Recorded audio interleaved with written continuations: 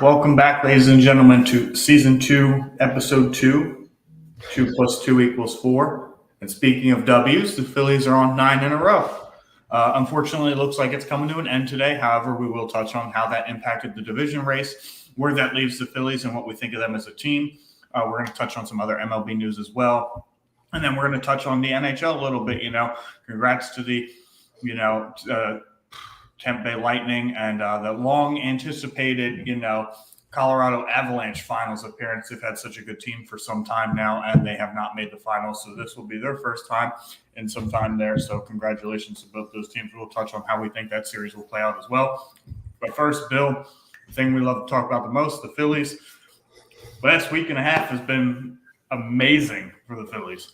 Yeah, you can't deny that when they fired Joe Girardi, the vibe in the clubhouse was very low, very down. Nobody really thought the firing of Joe Girardi was going to spark anything. They just thought they were an underachieving team. And then you're talking 9 straight. One of those was with Girardi. Rob Thompson is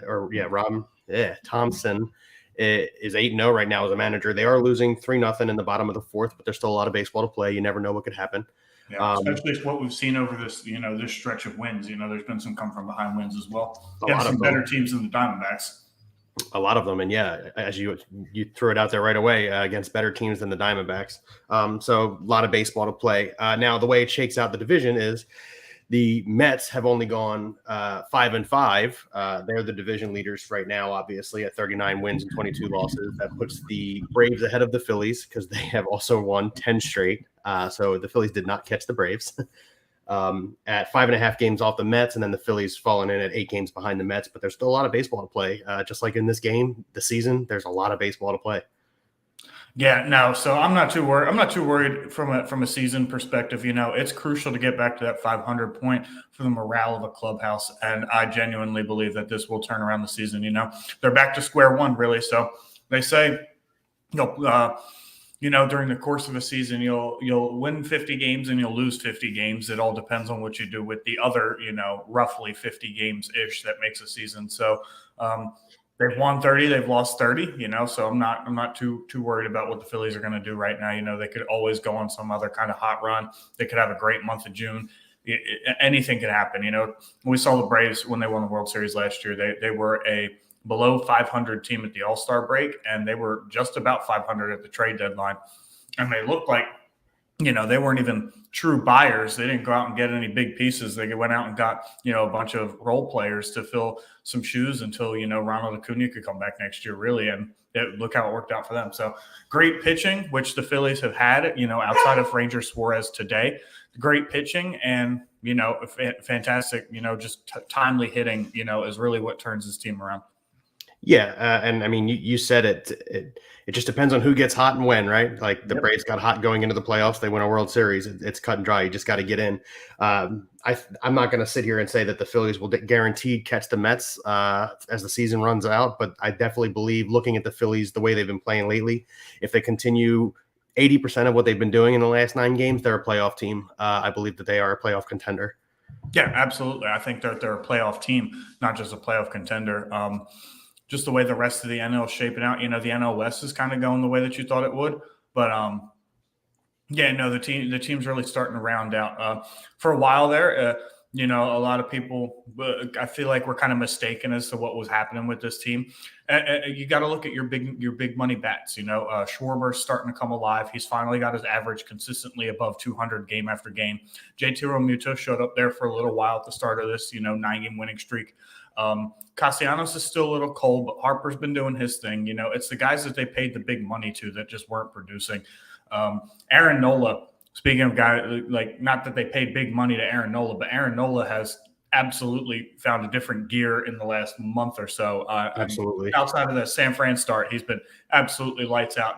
He's feeding off of Zach Wheeler, who's feeding off of Zach Eflin. Outside of Ranger Suarez today, the starting pitching for this team has been phenomenal, and they're. I hate to say it, I think they're overachieving a little bit. So if they come crashing down back to earth, let's not be like, get all down about ourselves. They're just in a really good stretch right now, and you got to ride these stretches as well as you can, because hey, sometimes the ship does come crashing back down to earth. Nothing to do about it. The other thing of that is you need to be winning series against bad teams. They've already won the series here against the Diamondbacks. Today isn't a rubber match or anything like that, but they have to continue to win series. I'm not saying they need to win every single game, but they need to make sure that they're winning series here for the rest of the season, especially if they're a playoff team, especially if they want to look at other teams at the deadline and say, I need your best player. I want your Shane Biebers because we're making a run. We're doing this. And they're in win now mode. This is a brutal stretch for them, too. They got 14 games in 13 days. They have a 5-game series against Washington to round out this, this stand or whatever before their next off day. It's a really rough stretch. And I feel like that's kind of why they let Ranger go they tried to go a little bit longer than, they normally would have. The bullpen's going to get taxed. Yeah, I mean, Rangers still in. The bullpen's going to get taxed over the next week and a half. So you gotta squeeze whatever you can out of your starters. 14 games in 13 days is a lot, especially because when you think about the doubleheader, because there's no off day, you can't bump a starter up. You'll have to call somebody up, or it's going to be a bullpen game. I have a feeling they're going to call somebody up, and also in addition have a straight bullpen game. Both of those things are going to happen in the stretch of the next 13 days. Games, man. I really not just because they never really work out that well most of the time, but you burn your bullpen. You pay your starters to go every 5 days. Let them go every 5 days. If you have a doubleheader, now with the new rules, you can call up an extra body, call up a starting pitcher. We actually can touch on this one. I do like this as a question. Yeah, and not Knebel, which thankfully he has shoulder stiffness. He's not available. So. Yeah, when they brought Knebel in the other day when they were leading by 2 runs, and it was yesterday. No, the day before. I don't remember when it was. They brought Knebel in the other day when they were only winning by 2 runs, and I thought to myself, well, they just lost the game. And that's not the kind of confidence you want to have in a closer on any team, especially when it's your team. So for me right now, the way Jeurys Familia had looked and the way Brad Hand had looked, I'd say one of them probably deserved a shot to be your full-time closer. Having said that, I think you 100% should be spelling them with Sir Anthony Dominguez at this point. He has been absolutely lights out the entire season. I mean, I would say at this point, how I would manage the bullpen is I would probably have Hand closing just because I feel like he's been consistently better than Familia this season. I mean, Hand's ERA has been 2 right around the season. The whole season. I would probably have Hand closing. I'd give him the first shot. And then I would have Sir Anthony and Jeurys be kind of 8th, 7th inning guys maybe, or rotate, not consistently rotate the 3 between the 8th and the 9th inning, but one day Sir Anthony's in the 8th and Hand's in the 9th. One day, Familia's in the 8th, Hand's in the 9th. One day, Sir Anthony's in the 8th, Familia's in the 9th, kind of do something like that. But I think as full-time closer goes, I think Knebel should be pushed up to about a 7th inning guy. Man, I love Jose Alvarado. My only issue is he's so wild. He walks too many. He walks too many. He has stuff, man. He just can't get his mechanics under control. Correct. Yeah, I agree. Let's talk about a little bit of the other divisions. We go into Milwaukee. Do we drink water on this show? Sorry? Do we drink water on this show? I didn't think we did that. It's only 3:00 on a Sunday, brother. Hey, I'm having coffee at 3:00 on a Sunday. I just had my cup of coffee, third cup of coffee, and came in. Yeah, I'm a 2-cup guy, so. So anyway, NL Central, the Cardinals lead that division 1.5 games up. A lot of that is because the Brewers hosted a 3-game series against our Phillies last week and got swept at home by our Phillies. Paul Goldschmidt has absolutely lit the face of the earth on fire. He's on a 25-game hitting streak. Yeah, Goldschmidt's playing out of his mind right now. Arenado. I haven't seen him get off to this good of a start in years. I mean, he's habitually been a bad starter through the month of May, and then he's turned it on and kind of picked it up after that. But I've never seen him get off to a start like this. This is potential. If he does from June on what he's done every other year, this is potential NL MVP here. And he deserves it. Good for Paul Goldschmidt. So is Bryce. Yada, yada, yada. We're a sports show, though. Come on, guys. So here's the question. The Brewers are not a bad team. They were on a very minor skid going into that series with the Phillies, and then the Phillies right now are just that good. And like Ryan pointed out already, the ERA when we were in the starters ERA while we were in Milwaukee, I think was like 121. Like we just didn't let them get on base. We didn't really let them score any runs. We kept them off the base path. We did the right things from a pitching standpoint, and the Brewers, unfortunately, just couldn't get anything going. And as a result, the Phillies go into Milwaukee and sweep that team. Having said that, they are 1-9 in their last 10. It's the ebbs and flows of a baseball season. The Phillies didn't start out great. We think they're a better team than they're playing. The Brewers are just in a bad stretch. Listen, unless it's the 2001 Mariners that won 116 games, there's going to be ebbs and flows to a baseball season. Your team's going to lose 8 out of 10, 7 out of 10. You just have to win 7 out of 10 more than you lose 8 out of 10, and that's just really what it comes down to. Every good team's been through it. Every single one. The Cardinals, to answer I think the Cardinals win the division. I'd say the Brewers. I guess it depends on if Jack Flaherty ever comes back, but I just have more faith in Corbin Burns and Brandon Woodruff than I would. I mean, that's valid. I'm really high on that. Burns and Woodruff. Up until that magical 9th inning, down 2 runs, Josh Hader hadn't allowed a run in like 36 innings. RBI single, Alec Boehm, 3-1. I mean, now it's a bloop and a blast. You got your bloop, I'm assuming, because Boehm's probably on first. Somebody go hit a blast. Didi's on second, so a blast gives them the lead. But yeah, I mean, the rest of that division is absolutely horrendous. The Cubs are not good. The Reds have not played well at all, and the Pirates are the Pirates. Now, having said that, the Pirates are third in that division with only $18 million salary for the entire squad. So that's because Brian Hayes is an absolute stud.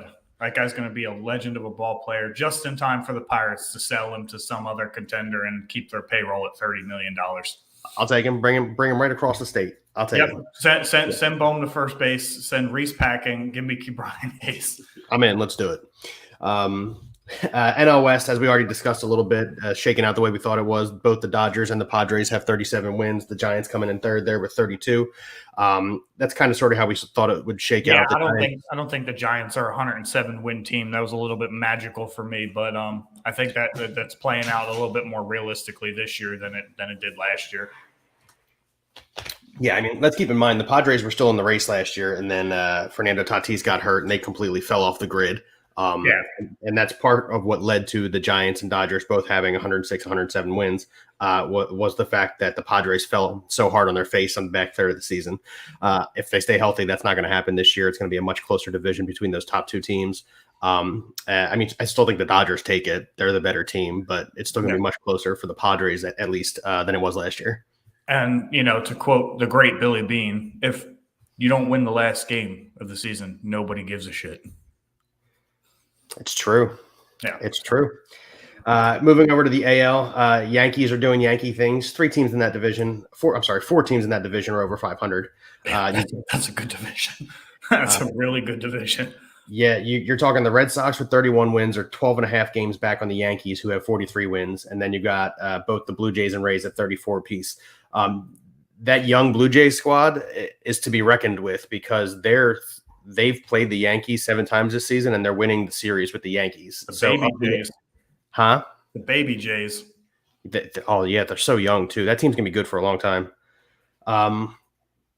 So, yeah, again, that division's shaken out exactly the way I predicted it in the offseason. Yankees number 1, Blue Jays number 2, Rays number 3. And I just think the Yankees at some point are going to have to cool off a little bit and not be as good as they've shown to this point.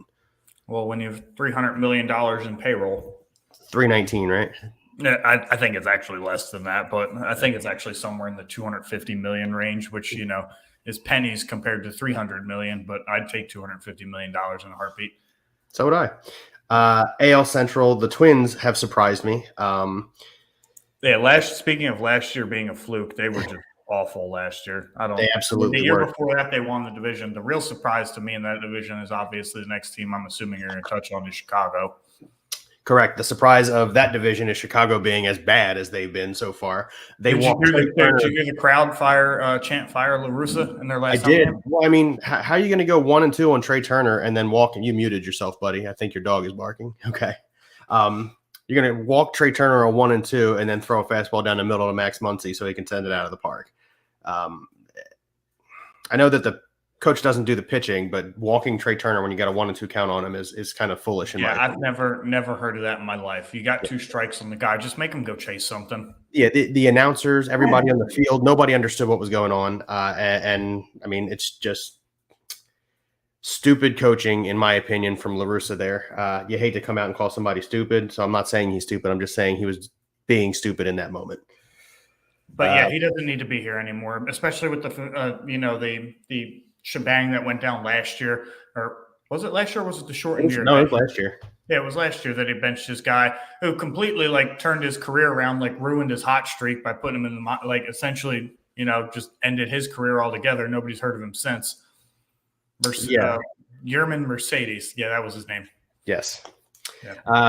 Yeah. But I mean, that division, the Tigers and Royals in the bottom, we kind of called that. We thought the Guardians would be worse than they are. But the Tigers and the Royals prospects seem to be playing well. Riley Green, Bobby Witt. Which is important, yeah. Yeah. AL West, we kind of predicted, you and I both predicted that it would be the Astros at the top of that division. We did not predict that the Athletics would be at the bottom of that division. So that's a huge surprise. The Athletics are 7-23 at home, which is like historically bad, not just bad, like historically bad. And for all that the Athletics are, them being in the basement right now is a huge surprise to me. Having said that, with the Shohei Ohtani, Mike Trout led Angels, other than their 14-game losing streak there, have been playing pretty well. So I think that they could definitely make a run for a playoff contention if they, don't lose 14-game stretches every other week. But yeah, the Astros leading that division is exactly what we predicted to start the season. I mean, in the grand scheme of things, 14 games isn't a lot when you compare it to 162. But when you compare it to the 60 they've played right now, that's a lot. That's a quarter of the season. Yeah, they lost a quarter of the season all at one time. Think about it. That's pretty bad. I mean, Trout's day to day. I think he might be back today. I didn't check the Angels lineup, but I know he had a slight groin pull. But yeah, him and Ohtani. And to be fair, we were on this show in the beginning of the season saying offense will come around. Offense will come around. It's the last thing to come around because hitting a baseball is the hardest thing doing sports. So when you have shortened spring training, that tends to be the result. Is the offense is a little bit behind. The Angels were raking the ball all over the park. They didn't care about what was supposed to happen. So their offense was like way out and above what was actually supposed to be happening. And talking about coming crashing down to earth. When you're super hot, you tend to get super cold. When you're a little hot, you tend to get a little cold. It's kind of the reverse effect. So I think that just kind of they caught a case of the heebie-jeebies. I think they're a little bit better than what they've been playing. Obviously, no team is that bad that they deserve to lose 14 games in a row, not even the Orioles. So, yeah, I mean, the Angels have won 2 straight now. They're 3 games below 500, but as you pointed out, quarter way through the season, losing 14 straight will do that to you. Yeah, it looks worse than it is in LA. I think they'll be fine. Plenty of time in the season for anything to happen. But yeah, I don't know. I don't know that I could see I could see the Phillies winning a playoff series. I think getting to the playoffs is one thing. I think winning a playoff series falls squarely on the shoulders of Aaron Nola. And if he pitches the way he's been pitching, I think they can win that series. But it's a long season. He's had like 8 shutout innings too of the last 3 starts. You got to win those games. Yeah. I really think it would be who they end up playing. Obviously, you're probably going to get either the at this point, the way it's looking is either the Padres or maybe even the Giants. So it just depends on who they end up playing there. Who would you rather play? The Giants. I think I'd rather play the Giants. Yeah, I think I'd rather play the Giants. Actually, I'd probably rather play the Padres. In all honesty, I think the Phillies, would do a little bit better against a higher offensive team, given the fact that 60 games into the season, their starting pitching has been legit for most of it. So that seems to tell me that the Phillies' starting pitching is pretty good and could at least keep a decent offense at bay. Whereas Giants are more of a strong pitching team, so I'd rather give the opportunity for our offense to hit than rely on our pitchers to just pitch better than the opposing team, which sounds weird, but you know what I'm talking about. Yeah, no, that's good. Except you play the Padres, you probably go up against Joe Musgrove, who's been absolutely nasty this season. Yeah, put him against Zach Wheeler, though. I mean, you pay your ace big bucks for a reason. That's a good point. It's a real good point. I think they could win a series. Saying that they would go into LA after that and beat the Dodgers in a series, I sincerely doubt it. But hey, you never know. Like I said, all you got to do is get in. Now, we're talking long shot odds here, but we've been talking about getting Shane Bieber on this show for like 2 weeks now. Who's your ace on the team? If Bieber comes here? Yeah. Oh, man. With the way they're both pitching right now, I'm going Wheeler.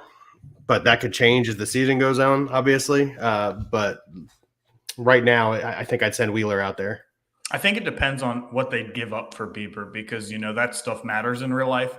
I think if they give up more than what they think Wheeler's contract is worth, then Bieber is your ace. But really, I wouldn't care. I wouldn't care either way.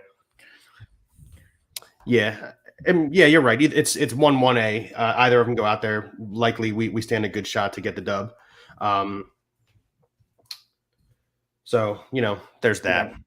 I mean, Bieber's biggest issue is his offense can't get anything going for him until the 7th inning. At least the Phillies, start going around the 4th, 5th inning. 4-1 Diamondbacks. Sorry, I'm like watching the Phillies game right here in front of me while we're doing the podcast. Fine. I mean, in all honesty, yeah. So let's move over to the NHL real quick. Today's going to be a little bit of a shorter show. It's obviously a Sunday afternoon. Ryan's got to get to work. I got to get some stuff done around the house. Moving on to hockey. The Tampa Bay Lightning, probably the best team in hockey right now, go down 2-0 to the Rangers after they swept the Panthers in 4 games. And then they turn around and they win 4 straight, take the Rangers out of the playoffs. They're going to the Stanley Cup Finals. As Ryan pointed out, you can talk about third year in a row. Yeah, 3rd year in a row. You can talk about the Avalanche if you'd like. Go ahead.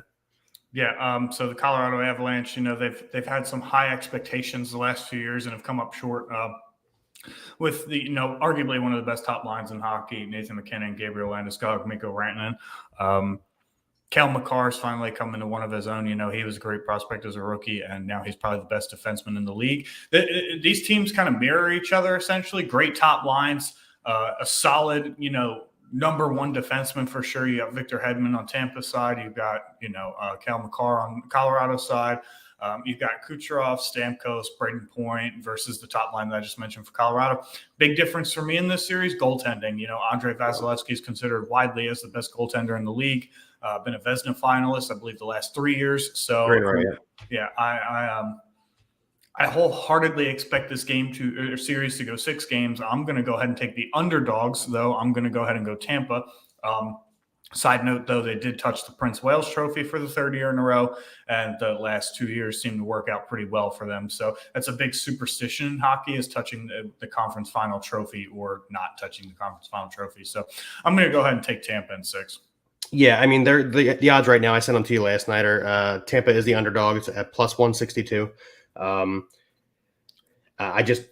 While I do believe Colorado has the ability to come out and win the Stanley Cup this year, I just think Tampa is more seasoned in this big game, this big time, this big scenario. So give me Tampa as well. I think it goes 7 games though, not 6. Yeah, for all of those guys, it's mostly like I've been here, done that before, and exactly. Congrats to Colorado. I think that I think with how young they are, they have many opportunities to show up to the Stanley Cup final again, but I think it's Tampa's time still. I think Vasilevsky being the better goaltender than Francouz.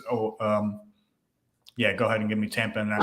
Side note, I saw a lot of Flyers fans laughing at Claude Giroux for not picking Colorado over Florida. It's been reported that he did that out of spite to the Flyers management. So, I mean, he's also, the real winner here because he actually played in the playoffs and actually played pretty well in the playoffs. So we should talk about Claude Giroux real quick. Obviously the Panthers get swept out of the playoffs, and then he was asked in his press conference after that if he would be returning to Philadelphia or trying to stay in Florida, and his response was really intriguing, and I think it was a direct shot at Holmgren. His answer was, I've been in the league for 15 years, and I finally got on a team where they care more about winning than putting fans in the stands, and I don't want to leave that anytime soon. That is a direct shot at the Flyers organization. Yeah, the Flyer organization, absolutely 100%. But it makes you wonder, like, is he wrong? No, I mean, and to be honest, I don't even think they care about putting fans in the stands because look at some of the contracts they've given out to people. Like the team's so bad, nobody wants to go. Nobody wants to talk about them. Nobody wants to go. I genuinely hope. Now, there was a huge rumor swirling around that Claude Giroux was going to go home to Ottawa in the offseason, like that he was just going to set a – that's not going to happen. Claude Giroux is probably the biggest name on the free agent market. He'll probably get paid pretty well because he had a very good season, partially which was on a very bad team. And then when he went to a team with some real talent around him, he showed out. I think he had over a point per game average. So I wouldn't be surprised if he re-signs with Florida. I wouldn't be surprised if he goes to Colorado. Wouldn't be surprised if he goes to Tampa. He's going to some top contending team, though. He's been in the league, like you said, for 15 years. He's going to chase that cup at this point, and I wouldn't blame him. The next time he's in, Wells Fargo Center as a Flyer is hopefully the day he retires. But I hope he doesn't ever don orange and black again, and it hurts me to say that. But I hope the best for him, and I hope that he goes out and wins a Stanley Cup next year. I agree. I hope he gets his cup. I have no hard feelings towards him taking that shot at Holmgren and the organization.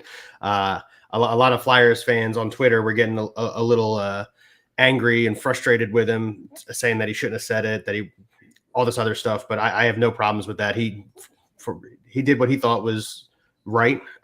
He spitefully held out on the trade deadline and went to a team he thought could possibly win, which is good for Claude Giroux. Yeah, and he gave the Flyers the worst deal that he could, and I think that this all at first I was skeptical of the news that, him and Chuck Fletcher had the conversation where Claude approached him and asked if he was guaranteed a return to the Flyers in the offseason, and Chuck was like, no.